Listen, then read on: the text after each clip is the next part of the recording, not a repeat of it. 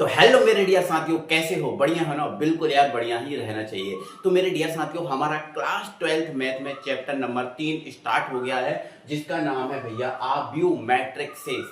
ठीक है, जिसको हम मैट्रिक्स भी बोल सकते हैं, कोई परेशानी कोई दिक्कत नहीं है। अब भैया हमारे चैप्टर नंबर 1 और 2 बिल्कुल कंप्लीट हो गए हैं। तो जिसने भी चैप्टर नंबर 1 और 2 को नहीं देखा है अभी तक, तो भाई वो चैनल की प्लेलिस्ट में चले जाओ, चैनल की प्लेलिस्ट में क्रम से वीडियो को देख लो। मस्त आपको समझाया गया, कोई दिक्कत नहीं, परेशानी नहीं। ठीक है ना? चलो तो स्टार्ट करते हैं भैया चैप्टर नंबर 3 का, जिसका नाम है आव्यूह मैट्रिक्स, जिसको हम बोल सकते हैं, है ना? मैट्रिसेस लिखा हुआ है, मैट्रिक्स भी बोल सकते हैं इसको, है ना? क्या बोल सकते हैं भैया? इसको मैट्रिक्स भी बोलते हैं, है ना? मैट्रिक्स भी इसको हम बोल सकते हैं, है ना?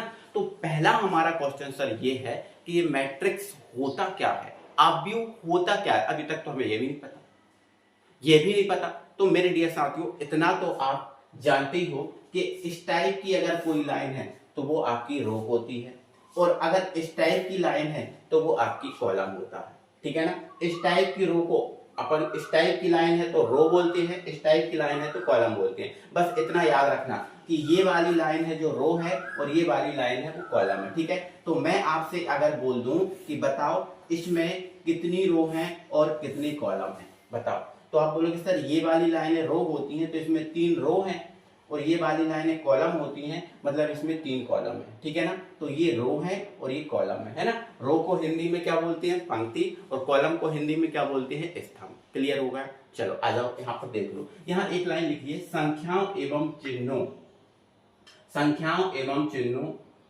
को पंक्तियों एवं स्तंभ में व्यवस्थित, पंक्तियों एवं स्तंभ में व्यवस्थित करने पर जो आयताकार सारणी बनती है उसे आव्यूह कहते हैं। लिखा हुआ है संख्याओं एवं चिन्हों को। देखो, कोई सी भी संख्या हो सकती है या कोई चिन्ह हो सकता है। अब संख्या में तो आप जानते हो 2 3 4 5 ये संख्या हो गई। अब चिन्ह हुआ तो जैसे ए हुआ, बी हुआ, या फिर एक्स हुआ, वाई हुआ, या कोई सा भी चिन्ह हो सकता है ना? तो संख्याओं एवं चिन्हों को पंक्तियों एवं स्तंभों में व्यवस्थित करने पर जो आयताकार सारणी बनेगी, देखो वर्गाकार सारणी भी बन सकती है, कोई परेशानी नहीं है, लेकिन उसको आयताकार में गिना जाता है, मोस्टली आयताकार ही होता है। ठीक है? तो आयताकार सारणी बनती है, उसे आव्यूह कहते हैं। उसे क्या कहते हैं बेटा? आव्यूह, है ना? अब जैसे यहाँ पर ध्यान से सुनना मेरी बात, जैसे मान के चलो मैंने लिख दिया यहाँ 2, यहाँ 3 लिख दिया, है ना? यहाँ पर 4 लिख दिया, यहाँ पर 5 लिख दिया, यहाँ 6 लिख दिया, यहाँ 7 लिख दिया। ठीक है? तो बताओ, मैंने संख्याओं को किस में रखा? मैंने संख्याओं को भैया पंक्ति और स्तंभ में रखा। तो संख्याओं को पंक्ति और स्तंभ में रखकर जो एक आयताकार सारणी जो बनी हुई है, ये जो सारणी बनी हुई है, ये क्या है? आव्यूह है। ध्यान रखना, आव्यूह को हम इस वाले ब्रैकेट से व्यक्त करते हैं। देखो ध्यान से सुनना, ये वाला जो ब्रैकेट दिख रहा है, इस आव्यूह वाला ब्रैकेट है ना? ये जो ब्रैकेट दिख रहा है, ये आव्यूह वाला ब्रैकेट है, इतना याद रखना। ठीक है ना? अब आव्यूह की सबसे इंपॉर्टेंट बात यह है कि आव्यूह की कोटि क्या होती है। आव्यूह की कोटि क्या है, सबसे इंपॉर्टेंट बात, है ना? तो सबसे इंपॉर्टेंट बात है, तो यहां पर आप लिख लो आव्यूह की कोटि, आव्यूह की कोटि। तो भाई मेरे डियर साथियों, आव्यूह की कोटि का फॉर्मूला है भैया, क्या होता है आव्यूह की कोटि का फॉर्मूला? पंक्ति इंटू स्तंभ, पंक्ति पंक्ति इंटू स्तंभ। तो भाई पंक्ति को हम m से व्यक्त करते हैं और स्तंभ को हम n से व्यक्त कर देते हैं, तो m इंटू n। तो भैया आव्यूह की जो कोटि है वो पंक्ति इंटू स्तंभ होता है। ध्यान रखना, पंक्ति पहले आएगी, ये बात हमेशा याद रखना, पंक्ति पहले आएगी, स्तंभ बाद में आएगा। पंक्ति को हम m से व्यक्त करते हैं, स्तंभ को हम n से व्यक्त करते हैं ना? तो आव्यूह की कोटि क्या होती है? पंक्ति इंटू स्तंभ। ठीक है ना? ये तो आपको क्लियर हो गया। लेकिन उससे पहले आपको थोड़ा ये जानना जरूरी है कि कौन सी पंक्ति है, इसमें कितनी पंक्ति है, कितने स्तंभ है। आ जाओ, थोड़ा सा इस पर हम विचार करेंगे। चलो जैसे मान के चलो मैं इसी पे बात करूं, तो बताओ इसमें कितनी पंक्ति है? तो आप बोलोगे सर पंक्ति तो आड़ी लाइनें होती हैं, तो आड़ी लाइन 1 और 1 2, 2 लाइन है, मतलब इसमें पंक्ति 2 है। ठीक है? अच्छा, खड़ी लाइनों को हम स्तंभ बोलते हैं, तो खड़ी लाइनें कितनी है? आप बोलोगे सर 1 2 और ये 3, है ना? मतलब सर 3 स्तंभ हैं। तो अगर मैं आपसे बोलूं कि इस आव्यूह की कोटि क्या है, तो पहले पंक्ति, तो पंक्ति कितनी है? 2, स्तंभ कितने हैं? 3, तो इसकी कोटि है 2 इंटू 3, 2 इंटू 3, मतलब इसमें 2 पंक्ति हैं और 3 कॉलम है। ये इसका मतलब होता है। यहाँ पर इसका मतलब ये है। क्लियर हो गई बात? कोई परेशानी है? कोई दिक्कत नहीं है? कोई परेशानी नहीं है? कोई दिक्कत नहीं है? ठीक है, आ जाओ। अब यहाँ पर और चीज़ों को ध्यान से समझो। जैसे मैंने भाई यहाँ पर लिख दिया, 2 लिख दिया, 3 लिख दिया, 4 लिख दिया, 5 लिख दिया, 6 लिख दिया, 7 लिख दिया, 8 लिख दिया, 9 लिख दिया, 10 लिख दिया। ठीक है ना? चलो, मुझे इतना आप बताइए कि इसमें कितनी पंक्ति हैं और कितने कॉलम हैं। तो आप बोलोगे सर 1 2 3, 3 पंक्ति हैं और 1 2 3 कॉलम है। मतलब अगर मैं इसकी कोटि की बात करूं तो 3 पंक्ति हैं और 3 कॉलम है, तो इसकी कोटि क्या हो गई? 3 इंटू 3 हो गई, है ना? 3 इंटू 3 हो गई, है ना? अब अगर आपसे किसी ने बोल दिया कि आप एक काम करो, 4 इंटू 5 कोटि का आप व्यू बनाओ, 4 इंटू 5 कोटि का आप व्यू बनाओ, आपसे बोल दिया, ठीक है ना? आप व्यू बनाओ, तो आप कैसे पहचानोगे कि इसमें कितनी कोटि लेना है और कितने स्तंभ लेना है? तो पहली भैया सॉरी कितनी पंक्ति लेना है, कितने स्तंभ लेना है? तो पहला वाला क्या होता है भैया? तो आप बोलोगे सर पहला वाला तो पंक्ति होता है, पहला वाला तो पंक्ति होता है। और दूसरा वाला क्या होता है? तो आप बोलोगे सर दूसरा वाला तो स्तंभ होता है। मतलब इसमें हमें 4 पंक्ति लेना है, 5 स्तंभ लेना है। 4 इंटू 5 कोटि का आप व्यू तैयार हमें करना है, तो बिल्कुल सर हम कर देंगे, कोई परेशानी नहीं है। पंक्ति कितनी लेनी है सर? 4 लेनी, ठीक है? मान लो हमने यहाँ पर ले लिया A B C, है ना? स्तंभ कितने लेने? 5, है ना? D, है ना? A B C D, और यहाँ पर हमने ले लिया E, ठीक है? चलो, यहाँ पर हमने ले लिया 2 3 4 5 6, ठीक है? कितनी पंक्तियां हो गई? 2 हो गई, हमें 4 रखनी है, तो है ना? यहाँ पर हमने लिख दिया, ठीक है भैया, X Y Z, ठीक है? और यहाँ पर हमने लिख दिया, है ना, एक्स वाई जेड। यहाँ पर लिख दिया हमने टी और एक्स, कुछ भी ले सकते, कोई परेशानी नहीं है, ठीक है? 3 हो गई। अब यहाँ एक और लेना है, तो हमने यहाँ पर लिख दिया भैया 6 7 8 9 और यहाँ 10, ठीक है? तो बताओ इसमें कितने कॉलम है? आप बोलोगे सर 1 2 3 4 5। कितनी पंक्ति है? 1 2 3 4, ये बन गया, है ना? तो यहाँ पर आप इतना तो समझ गए, आप व्यू बनाना तो समझ गए कि भाई कोटि के हिसाब से आप व्यू बनता कैसे है। अब ये तो आप जान गए, ये तो आप समझ गए, लेकिन मेरे डियर साथियों, यहाँ पर जो आप व्यू में उपस्थित प्रत्येक एलिमेंट का कुछ अपना एक एड्रेस होता है। जैसे मान के चलो ये है, इसका अपना एड्रेस है, इसका अपना एड्रेस है, इसका अपना एड्रेस है, तो प्रत्येक एलिमेंट का एक अलग से अपना खुद का एड्रेस होता है ना? तो यहाँ पर अब हम थोड़ा उस चीज को जानेंगे। तो बेटा यहाँ पर आपको कुछ बातें याद रखनी है, बहुत अच्छे से नोट करके इन चीजों को लिख लो। देखो, आप व्यू की कोटि क्या होती है? तो पंक्ति इंटू स्तंभ, पंक्ति इंटू स्तंभ। ये ऑब्जेक्ट क्वेश्चन है आपका कि आप व्यू की कोटि क्या होती है, तो आपको देना पड़ेगा पंक्ति इंटू स्तंभ। पहले पंक्ति होगा, बाद में स्तंभ होगा, है ना? अब पंक्ति को हम m से व्यक्त कर सकते हैं और स्तंभ को हम n से व्यक्त करते हैं, तो ये m इंटू n भी हो सकता है। तो आप व्यू की कोटि m इंटू n भी लिख सकते हो, ठीक है? मैंने यहाँ लिख दिया है, जहाँ m पंक्तियों की संख्या है और n किसकी संख्या है भैया? स्तंभों की संख्या है, ठीक है ना?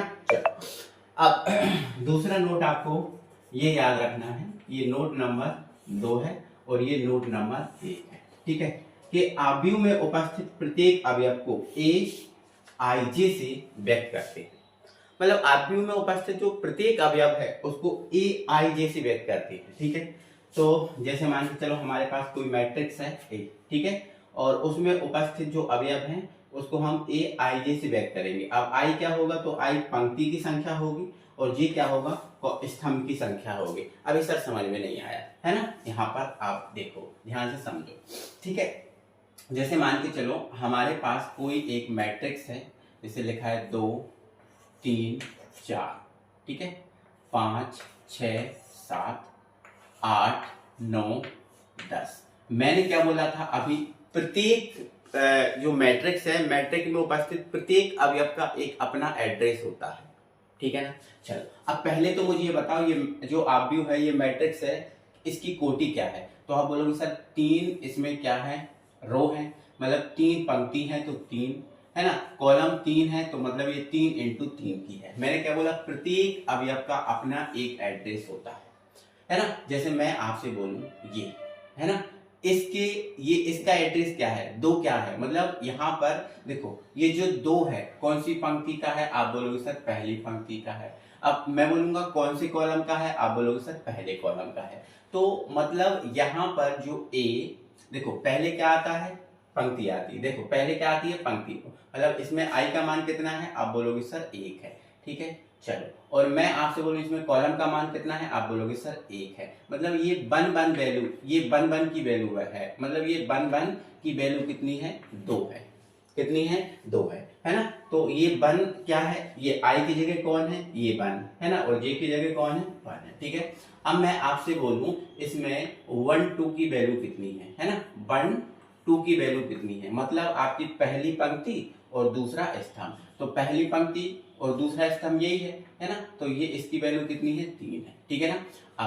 अब मैं आपसे बोलूं कि भाई यहाँ पर 1 3 की वैल्यू कितनी है, तो पहली पंक्ति तीसरा स्तंभ, तो पहली पंक्ति तीसरा स्तंभ ये है, मतलब इसकी वैल्यू कितनी है, 4 है ना। तो ये इस टाइप से होता है, ध्यान रखना इस बात को, है ना। तो ये 1 1 होता है ना, ये 1 2 है और ये 1 3। ठीक है, चलो आ जाओ, है ना। अब मैं आपसे बोलूं थोड़ा सा और बोलूंगा, जैसे मान के चलो 2 1 की वैल्यू कितनी है। अब इस 2 1 का मतलब क्या है, दूसरी पंक्ति है और पहला स्तंभ है। तो दूसरी पंक्ति और पहले स्तंभ का एलिमेंट कौन सा है, तो देखो ये दूसरी पंक्ति है, बोलो है कि नहीं, हाँ। और पहला स्तंभ है, तो दूसरी और पंक्ति और पहले स्तंभ का एलिमेंट का नाम क्या है, 5। ठीक है, मैं आपसे बोलूं दूसरी पंक्ति दूसरे स्तंभ का एलिमेंट का नाम क्या है, आप बोल दोगे 6। मैं आपसे बोलूं भैया दूसरी पंक्ति तीसरे स्तंभ का अवयव का नाम क्या है, आप बोलोगे 7, है ना। तो ऐसे आपको याद रखना है ना, ऐसे आपको याद रखना है। प्रत्येक अवयव का अपना खुद का एड्रेस होता है, प्रत्येक अवयव का अपना खुद का एड्रेस होता है। ठीक है,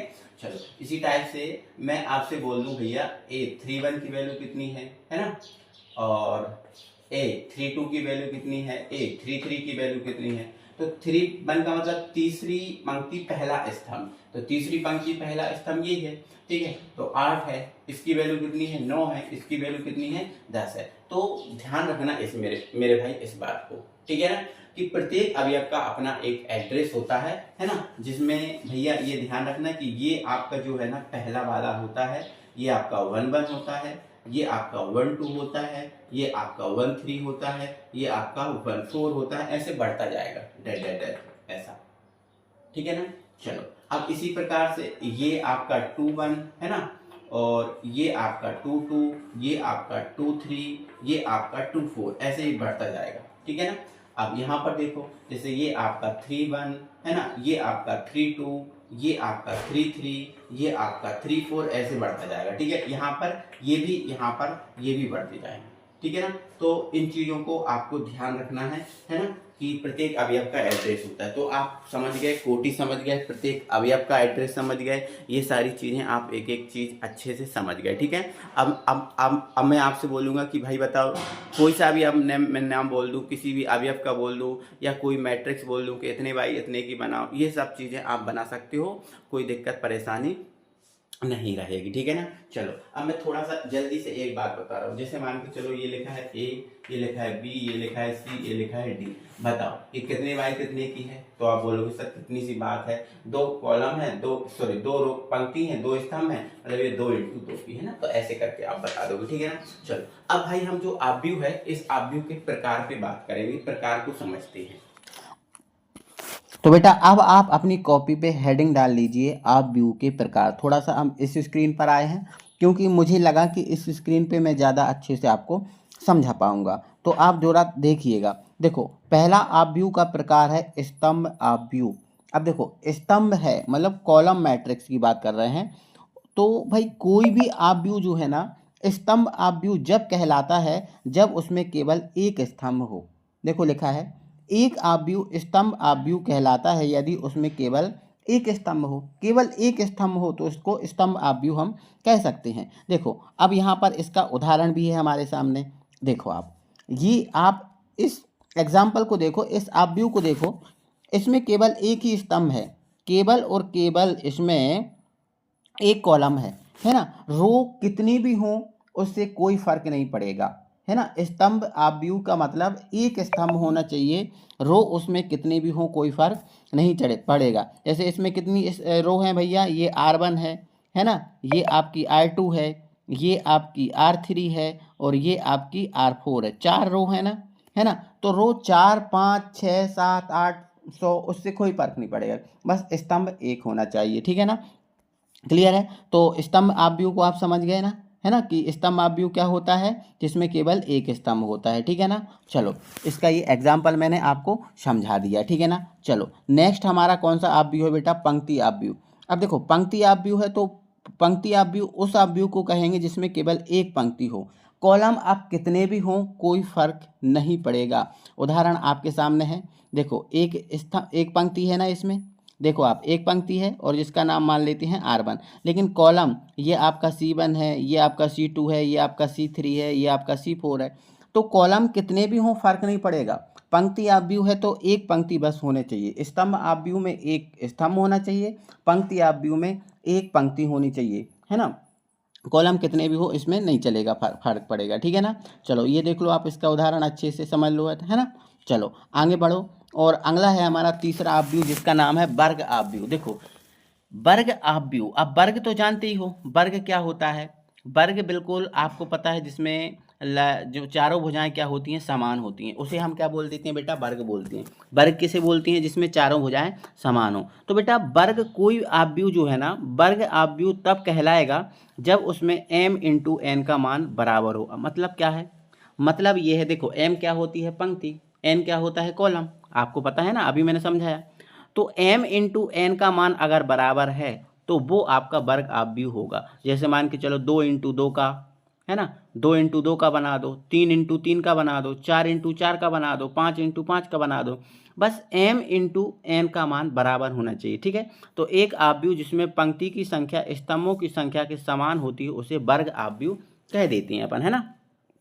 क्लियर है बेटा। चलो अब यहाँ पर थोड़ा सा इसका एग्जाम्पल समझ लीजिएगा अच्छे से। देखो आप, जैसे ये 3 इंटू 3 का है ना, इसमें पंक्ति और कॉलम दोनों की संख्या समान है, बिल्कुल समान है, मतलब ये आपका कौन सा आप व्यू है, वर्ग आप व्यू है। तो 2 इंटू 2 का भी बन सकता है ना, तो 1 इंटू 1 का भी बन सकता है। तो अगर पंक्ति और कॉलम की संख्या बराबर है तो उसे हम वर्ग आप व्यू कह देंगे, ठीक है ना। चलो अब अगला है हमारा फोर्थ जो है ना, विकर्ण आप व्यू है, ठीक है ना। चलो अब यहाँ ध्यान से समझो, विकर्ण आप व्यू को भी मैं यहाँ अच्छे से समझाऊंगा, है ना, एक एक चीज़ क्लियर करूंगा। देखो एक वर्ग आप व्यू, है ना, एक वर्ग आप व्यू मान के चलो हमारे पास ये वर्ग आप व्यू का मानक रूप है। तो एक वर्ग आप व्यू विकर्ण आप व्यू कहलाएगा। देखो जो वर्ग आप व्यू है वो ही विकर्ण आप व्यू में बदलता है, जो वर्ग आप व्यू है उसको ही विकर्ण आप व्यू कहते हैं। लेकिन इसकी शर्त ये होती है कि यदि विकर्ण के अतिरिक्त इनके सभी अवयव शून्य हों, है ना, विकर्ण के अतिरिक्त इसके सभी अवयव शून्य हो। देखो ये जो अर्थात वाली लाइन है इसको आप काट दो, इसको मत याद रखो, ठीक है। अब देखो यहाँ पर मैं एक बात बताता हूँ, उदाहरण से समझाता हूँ। देखो इधर यहाँ पर आप इस उदाहरण को देखिएगा, ये वाला देखो। पहली बात, ये 2 इंटू 2 का है तो ये वर्ग आप व्यू है, बिल्कुल है। तो वर्ग आप व्यू ही विकर्ण आप व्यू बनता है, लेकिन कब बनता है, जब विकर्ण के, देखो आपको जैसे मान के चलो ये आपका मैंने वर्ग बना दिया तो इसका विकर्ण ये है ना। तो वर्ग आप व्यू विकर्ण आप व्यू कहलाएगा, कब कहलाएगा, जब विकर्ण के अलावा सभी अवयव शून्य हो। तो देखो ये इसका क्या बन गया, विकर्ण। तो विकर्ण के अलावा कौन है, एक ये बचा और एक ये बचा। तो विकर्ण के अलावा ये अवयव बचे तो देखो ये अवयव शून्य है। तो विकर्ण के अलावा अगर कोई, विकर्ण के अलावा प्रत्येक अवयव अगर शून्य है तो वो आपका कौन सा आप व्यू होगा, वो आपका विकर्ण आप व्यू होगा। देखो मैं एक और उदाहरण इसका देखता हूँ, एक और उदाहरण मैं इसका समझाता हूँ, ठीक है। चलो मैं विकर्ण आप व्यू का एक उदाहरण मैं यहीं समझाता हूँ। थोड़ा स्क्रीन को मैंने बड़ा कर लिया है, अब मैं यहाँ पर समझाता हूँ। देखो इधर ये मैंने ये 3 इंटू 3 का बना दिया है ना, 3 इंटू 3 का बना दिया, ठीक है। यहाँ पर कितना है, 1 है, यहाँ पर 2 है, यहाँ पर 3 है, ठीक है।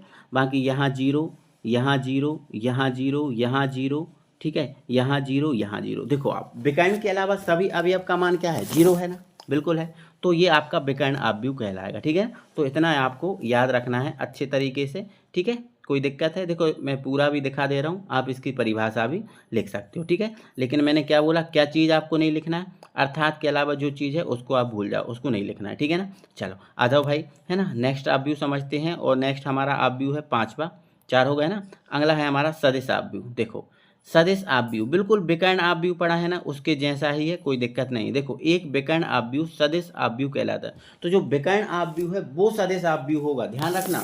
वर्ग आप व्यू विकर्ण आप व्यू होगा, विकर्ण आप व्यू सदिश आप व्यू होगा, ये बात याद रखना। एक विकर्ण आप व्यू सॉरी आदेश है ना, आदेश अवयव कहलाता है यदि इसके विकर्ण के अवयव समान हो। अब विकर्ण के अवयव कैसे होने चाहिए? समान होने चाहिए, ठीक है ना।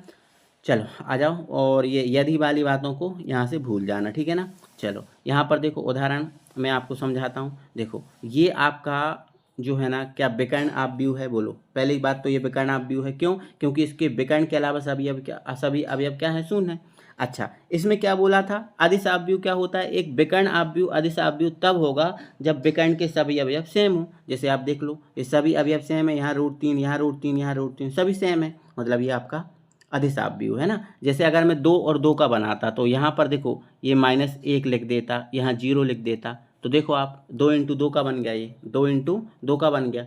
क्या इसके विकर्ण के अलावा सभी अवयव शून्य है? बिल्कुल है ना, मतलब ये विकर्ण अवयव है। क्या विकर्ण इसके सेम है? बिल्कुल सेम है, मतलब ये आपका आदेश अवयव है ना। तो ऐसे आपको याद रखना है, ठीक है। चलो आ जाओ, और अगला हमारा कौन सा है बेटा? तत्समक अवयव, ठीक है। कौन सा है? तत्समक अवयव। देखो एक वर्ग अवयव जिसके विकर्ण सभी अवयव एक होते हैं, मतलब तत्समक अवयव वो होता है जिसके विकर्ण के सभी अवयव एक हों। अब एक के अलावा कुछ नहीं होंगे। अगर विकर्ण के सभी अवयव एक हैं तो आपका तत्समक अवयव होगा, ठीक है।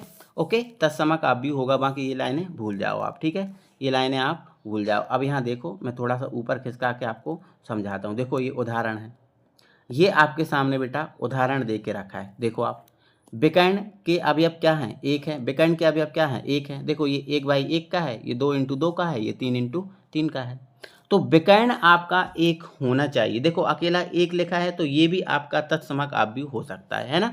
तो ध्यान रखना इस बात को। ओके, तो बस अपन ने क्या समझा? हमने ये समझा है कि अगर विकर्ण असमान है और विकर्ण के अलावा सभी अवयव शून्य हैं, ठीक है, तो वो कौन सा होगा? आपका विकर्ण अवयव होगा। और अगर विकर्ण सेम है तो वो अदिश होगा, और अगर विकर्ण एक है तो वो तत्समक होगा, ठीक है ना। चलो मैं इसको छोटा करके इसका पूरा भी दिखा देता हूँ। देखो आप, देख लो आप इसको पूरा, ठीक है। चलो अब आगे बढ़ेंगे बेटा, ठीक है, आगे बढ़ेंगे और आगे देखेंगे। तो हमने कौन सा समझ लिया? हमने देखो ये भी समझ लिया, अदिश भी समझ लिया, तत्समक भी समझ लिया, ठीक है। अब शून्य अवयव, देखो नाम से ही समझ में आ रहा है, एक अवयव शून्य अवयव अथवा रिक्त अवयव कहलाएगा यदि इसके सभी अवयव शून्य होते हैं। देखो आप उदाहरण में भी देख के रखा है ना। चलो अब थोड़ा सा अवयव में समानता देख लो, है ना। देखो अवयव में समानता, देखो हमारे पास यहाँ पर 2 अवयव हैं, एक अवयव ए है और एक अवयव बी है। तो अगर ये अवयव समान हैं, है ना, ये अवयव कब समान होंगे? जब 2 बेसमान कोटि, मतलब दोनों अवयव समान कोटि। अगर कोई 2 अवयव हमारे पास समानता हमें प्रदर्शित करना है, अगर हम कह रहे हैं कि 2 अवयव ये समान हैं तो उनकी कोटि समान होनी चाहिए। अगर कोटि समान है तो निश्चित है कि वो समान अवयव होंगे। दूसरा, ए के प्रत्येक अवयव बी के संगत अवयव के साथ समान हो। देखो ये बात भी याद रखना, ठीक है। ए के प्रत्येक अवयव बी के प्रत्येक अवयव के समान हो, ये भी बात होनी चाहिए, ठीक है ना। तो ये बात आपको याद रखना है। अब मैं इसके उदाहरण आपको दिखाता हूँ। जैसे मान के चलो आप देखो, है ना, ये 2 × 2 का है, हाँ, ये 2 × 2 का है, हाँ। तो बताओ ये समान अवयव होंगे? बिल्कुल होंगे, क्योंकि इनके जो है ना 2/2 हैं, मतलब इनकी कोटि समान है और इसके प्रत्येक अवयव भी समान है। देखो ये 2 और ये भी 2, ये 3, ये भी 3, ये 0, ये 0, ये 1 और ये 1, ठीक है ना। तो क्लियर हो गई बात? बिल्कुल हो गई, ठीक है ना। और बेटा अगर हम देखो समान, अगर कोई 2 अवयव की हम तुलना कर रहे हैं तो उनके लिए ध्यान रखना है कि कोटि समान होनी चाहिए। बताओ क्या ये समान अवयव होंगे? बोलो, ये समान अवयव होंगे? नहीं होंगे। क्यों? क्योंकि ये इसका अवयव जो है ना 3 है, इसका अवयव 2 है, तो ये समान अवयव नहीं होंगे। देखो इनकी कोटि समान तो है, लेकिन क्या बोला है? अवयव भी समान होने चाहिए, बट अवयव समान नहीं है। लेकिन बेटा जब हम कोई 2 अवयव की तुलना करेंगे कि ये समान है तो आपको इसके बराबर मानना पड़ेगा, है ना। जैसे 3 को किसके बराबर मानना पड़ेगा? 2 के बराबर, है ना। और अगर हमने जैसे मान के चलो हमने बोल दिया कि ये अवयव समान है, हमने बोल दिया कि जो 2 अवयव हैं ये वाला और ये वाला ये समान है, तो 3 किसके बराबर होगा? 2 के बराबर होगा, क्योंकि हमने बोल दिया है कि समान है। अगर समान है तो बस ये बराबर होना चाहिए। जैसे ये जुड़ तो ये है ना। जैसे 2 है, ये किसके बराबर होना चाहिए? 3 के बराबर, अगर हमने बोल दिया है कि ये समान है तो, ठीक है ना। तो चलो मुझे उम्मीद है ये बात समझ में आई होगी। अब हम डायरेक्ट बोर्ड वीडियो पर आते हैं और समझते हैं उदाहरण को। तो बेटा अब दूसरा क्वेश्चन आप देखो जरा। दूसरा क्वेश्चन बेटा हमारा क्या है यदि किसी अवयव में कुल 8 अवयव हैं तो इसकी संभव कोटियां क्या हो सकती हैं, ये इतना क्वेश्चन है। तो मेरे डियर साथियों थोड़ी सी एक मैं बात बताऊं, देखो आपको पता है कि जो कोटि है वो आपकी m इंटू एन होती है ना, और जो m इंटू एन है यही कुल अवयवों की संख्या है ना, यही कुल अवयव को बताते हैं। मतलब कुल अवयव जो है ना वो m इंटू एन ही होते हैं, किसी भी अवयव में कुल अवयव m इंटू एन ही होते हैं। मतलब m इंटू एन ही कुल अवयव है, और यहाँ पर m इंटू एन का मान कितना दिया है, 8 दिया है। कितना दिया है, 8 दिया है। तो हमें क्या करना है, इस 8 को m इंटू एन में तोड़ना है, और m इंटू एन में कितने प्रकार से जो है ना 8 हमारा टूट सकता है, यही हमारी कोटियों की संभव कोटियों की संख्या है, यही हमारी संभव कोटियों की क्या है,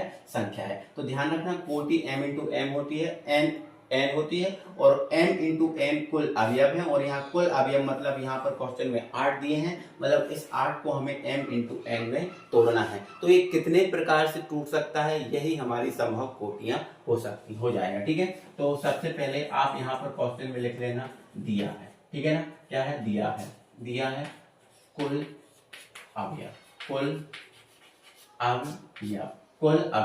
मतलब आपका m इंटू एन होता है ना, तो कुल अवयव बराबर 8, ठीक है ना, यही दिया है। हम इसकी अलग अलग कोटियां निकालना है, तो इसको निकालने का एक 100% और बेस्ट तरीका आपको बता रहा हूँ, देखो ध्यान से समझो, है ना। अब संभव कोटियां, ठीक है, संभव कोटियां। तो देखो आपको स्टार्ट करना है, कोई सा भी कुछ भी हो, आपको स्टार्ट 1 से करना है।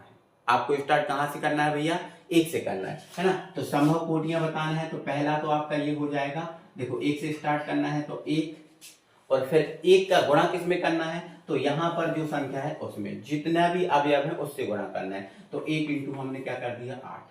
तो पहली हमारी जो संभव कोटि है वो 1 इंटू 8 हो गई, मतलब एक जो है ना पंक्ति हो सकती है, 8 स्तंभ हो सकते हैं, तो आपका जो है ना 8 अवयव आ जाएगा। दूसरा, अब हमें क्या करना है, पहली वाली संख्या को बढ़ाते जाना है, दूसरी वाली संख्या को घटाते जाना है, ठीक है। अब जैसे पहली वाली को बढ़ाया, तो पहली वाली को बढ़ाया कि 2 आ गया, तो 2 का किस में गुणा करें कि हमारा 8 आ जाए, तो आपको पता है 2 का 4 में गुणा करेंगे तो 8 आ जाएगा कि नहीं आ जाएगा, हाँ। मतलब आपका दूसरा जो अवयव है वो उसमें 2 पंक्ति और 4 कॉलम हो सकते हैं, ऐसा ही बना सकते हैं, तो भी 8 अवयव आएंगे। फिर इसको पहले को बनाना है, तो 2 को 3 का किसी के साथ गुणा करने पर 8 है, नहीं आता। 3 का किसी के साथ भी गुणा करो 8 नहीं आएगा, नहीं, छोड़ दो। तो फिर किसको, 4 को किसी से गुणा करने पर 8 आता है, हाँ आता है। 4 को आप 2 से गुणा कर दो, 8 आ जाएगा। मतलब आपका जो अवयव है उसमें 4 पंक्ति 2 कॉलम भी हो सकते हैं, ठीक है। देखो 1 पंक्ति 8 कॉलम हो सकते हैं, 2 पंक्ति 4 कॉलम हो सकते हैं, 4 पंक्ति 2 कॉलम भी हो सकते हैं।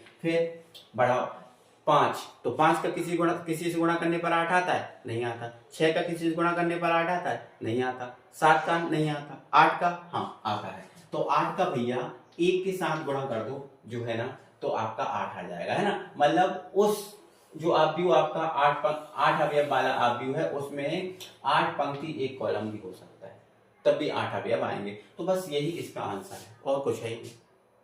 आपके लिए क्वेश्चन कुछ भी आ जाए, जैसे मान के चलो उसने बोल दिया कि 24, मतलब कुल अवयव 24 हैं, तो इसकी संभव कोटियां क्या है, तो बस आप 1 से स्टार्ट कर दो, 1 इंटू 24 कर दो, है ना। फिर 2 का किस में गुणा करें कि 24 आ जाए, तो 12 से गुणा कर दो, है ना। फिर 3 का किससे गुणा करें कि 24 आ जाए, तो 6 नहीं, हाँ 3 चौके 12, 3 5 15, 3 6 18, 3 7 21, 3 8 24, 8 से गुणा कर दो। हमें यहाँ पर 24 चाहिए, तो यहाँ पर जैसे 8 चाहिए था तो हम सब में 8 का गुणा कर, मतलब हम यहाँ पर ये कोशिश कर रहे थे कि 8 आ जाए, है ना। तो एक को बढ़ा रहे थे, दूसरे को घटा रहे थे, ऐसे इसमें किया, एक को बढ़ाएंगे दूसरे को घटाएंगे। तो पहला तो आपको 24 के साथ गुणा करना, फिर इसको बढ़ाया इसको घटाया, है ना। फिर 4 का किससे गुणा करेंगे 24 आ जाए, तो 4 6 24। 5 का किसी से गुणा करने पर 24 आएगा, नहीं आएगा, छोड़ दो। 6 का गुणा करने पर किसी से 24 आएगा, हाँ आ सकता है, 6 चौके 24, ठीक है। 7 का नहीं आएगा, 8 तिया 24, है ना। 9 का नहीं आएगा, 10 का नहीं आएगा, 11 का नहीं आएगा, 12 का आएगा, तो 12 इंटू 2, 12 दूनी 24। फिर फिर 24 इंटू 1, बस इतने ही ये संभव परिमाण, मतलब ऐसे ही अपन निकालते हैं, ठीक है ना। तो मुझे उम्मीद है आपको समझ में आ गया होगा। ऐसा कोई सा भी आ जाए अवयव वाला तो आप उसको उड़ा दोगे, कोई परेशानी कोई दिक्कत नहीं होगी, ठीक है। अब उदाहरण नंबर आप 3 देखिएगा। उदाहरण नंबर 3 देखो, उसमें उदाहरण नंबर 3 में बोला है एक ऐसे 3 इंटू 2 आव्यूह की रचना करना, मतलब 3 इंटू 2 के आव्यूह की रचना करना, मतलब 3 पंक्ति हो और 2 स्तंभ हो, ठीक है। जिसके लिए जो ए आई जे है, मतलब जो अवयव है उसका एड्रेस दिया है, जो अवयव होता है उसका एड्रेस दिया है, और अवयव का एड्रेस क्या दिया है कि ए आई जे है ना वो 1/2 मोड आई माइनस 3j द्वारा प्रदत्त है ना। आपको समझ में आ जाएगा। इसका प्रत्येक अवयव आपको इस तरीके से निकालना है, जो आपको दिया है ना ए आई जे बराबर 1/2, इस तरीके से निकालना है ना। तो कोई दिक्कत नहीं है, हम कर लेंगे, ठीक है। बढ़िया लिखेंगे हल, पहले बढ़िया लिखो आप क्या हल, ठीक है ना। आपको कौन सी आव्यूह की रचना करनी है, 3 इंटू 2 की करनी है, तो बस एक लाइन लिख देना, हम जानते हैं 3 इंटू 2 के आव्यूह का सामान्य रूप, कौन सा रूप भैया, सामान्य रूप इस प्रकार होता है।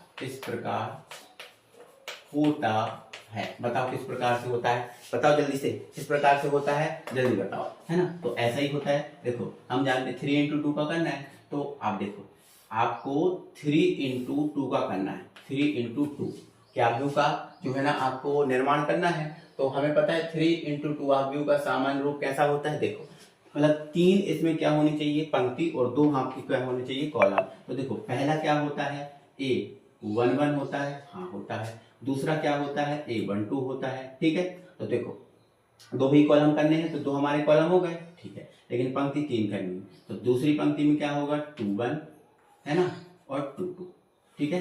चलो तीसरी पंक्ति में क्या होगा 31, ठीक है, और 32, बोलो यही होगा। आप बोलोगे हाँ सर कोई परेशानी नहीं है ना। तो बताओ 3 इंटू 2 का है, हाँ बिल्कुल है, क्योंकि देखो 3 पंक्ति हैं। देखो पहली पंक्ति ये है R1, दूसरी पंक्ति ये है आपकी R2 और ये तीसरी पंक्ति है जिसका नाम क्या है R3। और देखो कॉलम आपके 2 ही हैं, ये आपका C1 है और ये आपका C2 है ना, 2 ही कॉलम है ना। हमें इसकी निर्माण करना है, हमें इसका निर्माण करना है, लेकिन इसका जो प्रत्येक अवयव है वो उसमें दिया है कि इसके द्वारा निर्धारित होता है, ठीक है ना। तो अब यहाँ पर ध्यान से सुनो, है ना।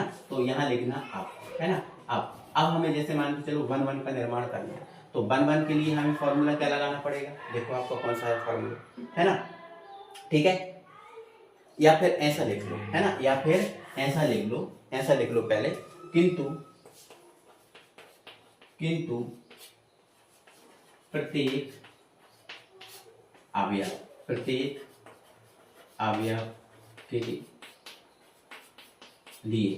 अवयव के लिए क्या है ए आई जे बराबर क्या है भैया 1/2 आई माइनस 3j, यही है ना। देख लो आप क्वेश्चन में देख लो, प्रत्येक अवयव के लिए ए आई जे बराबर 1/2 आई माइनस 3j है, यही है ना। कोई परेशानी तो नहीं है इतने में, नहीं है ना। तो देखो प्रत्येक अवयव के लिए ये हमारे पास उसने शर्त दे के रखी, ठीक है ना। तो अब आप यहाँ से ध्यान से निकालो, आई क्या है पंक्ति, जे क्या है कॉलम, ठीक है। चलो अब हमें क्या निकालना है A11 A12 ये सब चीजें निकालनी है ना, ठीक है। तो फिर सबसे पहले निकालो, यहाँ लिख लेना आप A11, मतलब आई का मान यहाँ पर कितना है 1 और जे का मान कितना है 1। तो देखो क्या होता है 1/2, ठीक है। मोड आई का मान कितना है भैया 1 है, तो ये रख दो 1 माइनस 3, जे का मान भी कितना है 1, तो ये बात, ठीक है। सॉरी ये नहीं आया, ये आया, ठीक है। तो देखो अब ये 1/2 है ना, इसको सॉल्व करो। तो देखो 3 एकम 3, 3 में से 1 जाएगा कितना आएगा -2 आएगा, और ये मोड से बाहर निकलेगा तो आपका +2 में आएगा, तो 2 बटे, देखो मोड से कोई भी बाहर निकलता है तो प्लस होता है ना, हाँ। तो ये बाहर निकलेगा तो प्लस का 2 बटे में कितना है 2, 2 से 2 काट दो, मतलब ये 1 आ गया, मतलब A11 की वैल्यू कितनी आ गई 1 आ गई, ठीक है। इसी प्रकार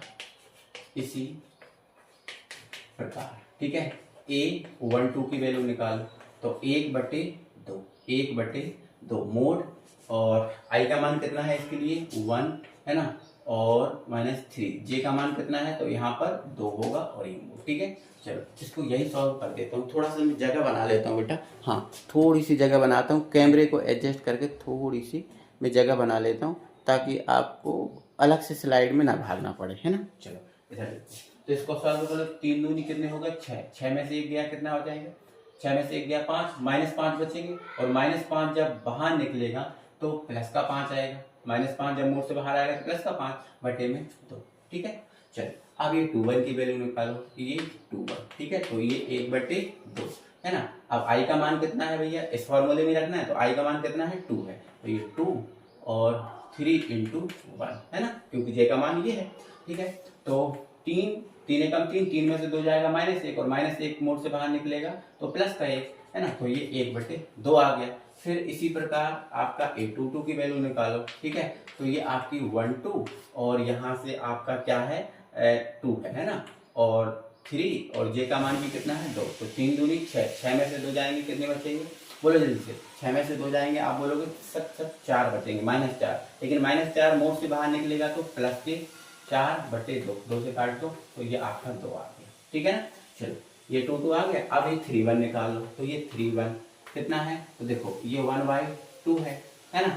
अब i का मान कितना रखना है, 3 रखना है। देखो i का मान 3 माइनस का 3 और j का मान कितना है, तो j का मान 1 है, तो ये 1, तो 3 एकम 3 और 3 में से 3 जाएंगे 0 बचेगा, तो 0/2 मतलब ये आपका 0 आ जाएगा। ठीक है ना, चलो अब ये आपको 3 2 की वैल्यू निकालनी है इसकी। ठीक है ना, तो ये 1/2 है ना, i का मान, सॉरी ये मोड है ना, ये गलती हो रही बेटा, थोड़ी सी गलती, ये आपका मोड है तो सीधा डंडा लगेगा। ठीक है, चलो तो i का मान कितना है 3 है ना, और ये 3 j का मान कितना है बेटा, तो देखो आप j का मान कितना है 2 है ना, तो ये 3 दूनी 6, 6 में से 3 जाएंगे कितने बचेंगे -3 और -3 मोड से बाहर निकलेंगे +3, मतलब ये 3/2 आ गया ना। सभी अवयवों के मान आ गए कि नहीं, ठीक है, आ गए कि नहीं बोलो जल्दी से, सभी अवयवों के मान आ गए तो बस फिर हमें आंसर लिखने में क्या दिक्कत होगी। ठीक है, तो अतः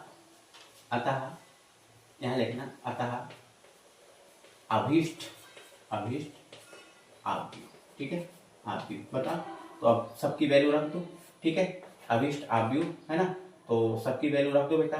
तो देखो a11 की वैल्यू कितनी है, तो a11 की वैल्यू कितनी है 1 है, a12 की वैल्यू कितनी है 5/2 है। ठीक है, और फिर ये 21 की कितनी है 1/2 है। ठीक है, a22 की कितनी है 2 है।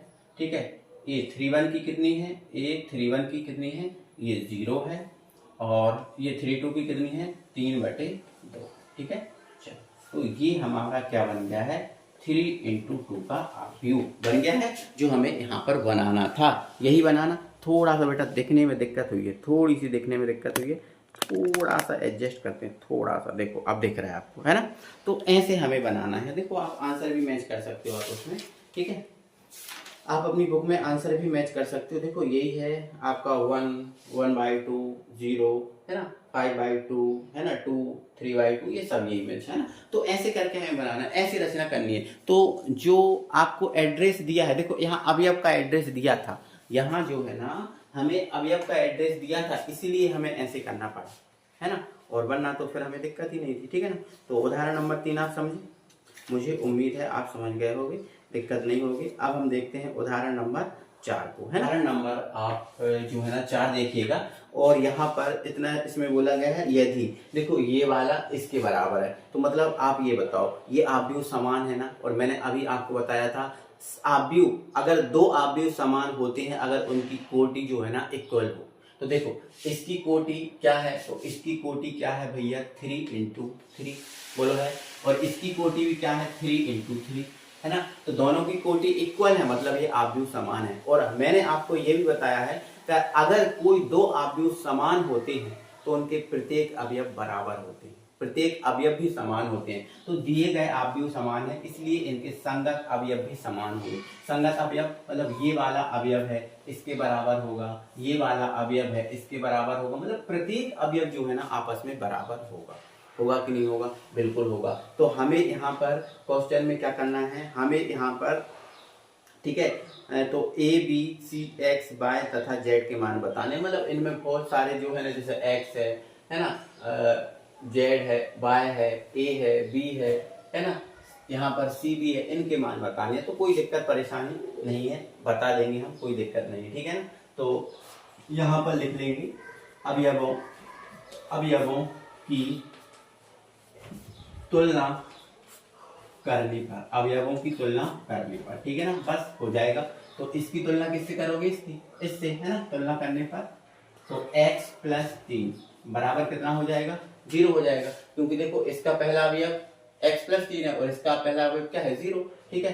तो करने पर x प्लस 3 बराबर 0 हो जाएगा। तो x का मान निकालेंगे, 3 इस तरफ ले जाओ तो माइनस का 3 आ जाएगा। तो x का मान कितना आ गया, माइनस का 3 आ गया। अब ऐसे ही हम आगे बढ़ा देंगे, ठीक है। तो आप यहाँ लिख देना इसी प्रकार, ठीक है ना, इसी प्रकार, ठीक है। तो इसी प्रकार z प्लस 4 बराबर क्या हो जाएगा, 6, क्योंकि इसका दूसरा अवयव z प्लस 4 है, इसका मान क्या है, 6 है, इधर क्या है, 6 है।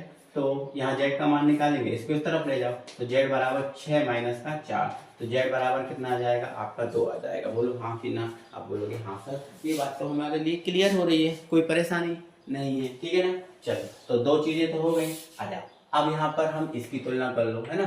तो 2y माइनस 7 बराबर कितना हो जाएगा, 2y माइनस 7, देखो इसका तीसरा अवयव ये है और इसका तीसरा ये है ना, बराबर क्या हो जाएगा, 3y माइनस का 2। इसको सॉल्व करो। तो एक काम कीजिए बेटा, एक काम कीजिए आप, जो है ना, ठीक है, एक काम करो, जो है ना y देखो इस तरफ बड़ा है और इस तरफ छोटा है, तो इसको इस तरफ ले जाओ और 2 को इस तरफ ले जाओ, है ना। तो 2 को इस तरफ ले जाएंगे तो -7 तो पहले से ही है, 2 इस तरफ जाएगा तो प्लस का 2, और इधर क्या है 3y, और ये 2y इस तरफ जाएगा तो माइनस का 2y, ठीक है। तो 7 में से 2 घटाओ माइनस के 5, और 3y में से 2y घटाओ 1y, ठीक है। तो y का मान कितना आ गया है, -5 आ गया, ठीक है, आ गया है ना, बिल्कुल, ठीक है। तो x बाय z के मान निकल गए, ठीक है। अब हमें a का मान निकालना है, तो इसका ये दूसरा अवयव है और इसका ये है, ठीक है ना। तो a माइनस 1 है और इसका क्या है, -3, तो a माइनस 1 बराबर -3, ठीक है ना। तो यहाँ से इसको इस तरफ ले जाओ, ये 1 को इस तरफ ले जाओ, तो a बराबर क्या आ जाएगा, -3 प्लस का 1, ठीक है। तो a बराबर -3 में से प्लस का 1 घटा दो, आपका क्या बच जाएगा, -2 बच गया ना, ठीक है। आ जाओ, a का मान भी निकल गया, ठीक है, a का मान निकल गया ना। थोड़ा दिखने में दिक्कत हुई बेटा, लेकिन है ना। तो चलो मैं यहाँ सॉल्व कर देता हूँ। देखो 3 में से 1 घटाओ, क्या आएगा, -2 आएगा ना, है ना। तो ये आ चुका है ना, चाहे तो मैंने नीचे कर दिया बट दिख नहीं रहा था आपको, ठीक है। चलो अब यहाँ पर b का मान यहाँ से निकल जाएगा, तो देखो, है ना। तो ये b माइनस 3 है ना, और यहाँ क्या है, ये आपका 2b प्लस 4 है, ठीक है। बस ऐसे ही इसमें कर लो, इसको ले जाओ इस तरफ, इसको इस तरफ ले जाओ, तो इस तरफ -3 है, ये 4 इस तरफ जाएगा तो माइनस का 4, है ना। ये इस तरफ 2b है, ये b इस तरफ जाएगा तो माइनस का 3, ठीक है। तो ये हो गया माइनस का 7, और 2b में से 1b काट जाएगा, 1b बच जाएगा, तो b बराबर कितना आ जाएगा, माइनस का 7 आ जाएगा, है ना। तो a b भी आ गए, ठीक है। अब c बचा तो यहाँ से निकाल लो, ठीक है, यहाँ से निकाल लो। तो ये 0 है और ये 2c प्लस 2 है ना। तो 2c प्लस 2 बराबर आपका, देखो ये है ना, तो इसके बराबर क्या हो जाएगा, ये हो जाएगा, है ना। तो 2c प्लस 2 बराबर क्या आ जाएगा, 0, है ना। इसको आप इस तरफ ले जाओ, ठीक है। तो 2c बराबर कितना आ जाएगा, -2, 2 से 2 कैंसिल, है ना। तो c बराबर कितना आ गया, -1 आ गया।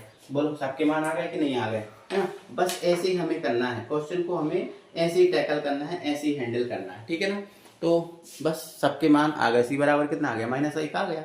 तो अंत में आप ये लाइन लिख सकते हो, कौन सी, अतः, देखो इसने पूछा है आपसे ABC x y z के मान, तो अतः a बराबर इतना, b बराबर इतना, c बराबर इतना, x बराबर इतना, y बराबर इतना, z बराबर इतना, सबके मान मैंने अलग अलग निकाल दिए। देखो ये x का हुआ, है ना, ये z का हुआ, ये y का हुआ, देखो, है ना, ये a का हुआ, ये b का आ गया, और ये c, सबके मान आ गए। ऐसे ही करने। और देखो उदाहरण नंबर जो 5 है बिल्कुल सेम है, इसी पर डिपेंड है। तो उदाहरण नंबर 5 आपको करना है और मुझे कमेंट बॉक्स में इसके आंसर भी बताना है, ठीक है। तो हमने आज क्या पढ़ा, हमने आज चैप्टर का बेसिक पढ़ा प्लस एग्जाम्पल पढ़े। अब इसकी जो एक्सरसाइज है 3.1, बेटा बहुत से क्वेश्चन आप खुद कर सकते हो, विश्वास मानिए, अगर आपने ये वीडियो अच्छे से ध्यान से पढ़ा है, समझा है, तो आप खुद कर सकते हो, है ना माने तो आप करके देखना, बन जाएंगे। वरना मैं तो आपको कल वीडियो लेके आ रहा हूँ 3.1 को वन शॉट में। ओके, उड़ाएंगे, मिलते हैं अगली वीडियो में, तब तक के लिए बाय बाय।